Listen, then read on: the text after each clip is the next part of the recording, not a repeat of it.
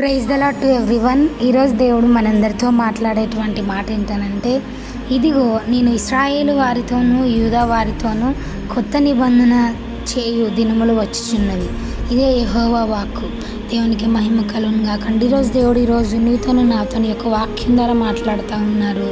ఏంటనంటే, ఇశ్రాయేలు వారితోనూ యూదా వారితోనూ కొత్త నిబంధన చేసే దినములు వస్తూ ఉన్నాయంట. అయితే మనం యొక్క వాక్యాన్ని నిజంగా దేవుడు ఈరోజు మాట్లాడుతున్నారు. కొత్త నిబంధన మనతో చేసేటువంటి రోజులు వస్తాయంటే అదే యెహోవా వాక్ అయ్యినదంట. కానీ మనము అట్టి వాగ్దానం మీద విశ్వాసం ఉంచాలండి. మొదటగా మళ్ళీ దేవుడు బైబిల్లో ఇశ్రాయేలీని యూదా వారిని తిట్టిన సందర్భాలు కూడా ఉన్నాయి. నిజంగా వాగ్దానం గ్రహించడమే కాదు, కానీ దేవుడు మనల్ని గద్దించినప్పుడు కూడా అది కూడా స్వీకరించే వారిలాగా ఉండాలి.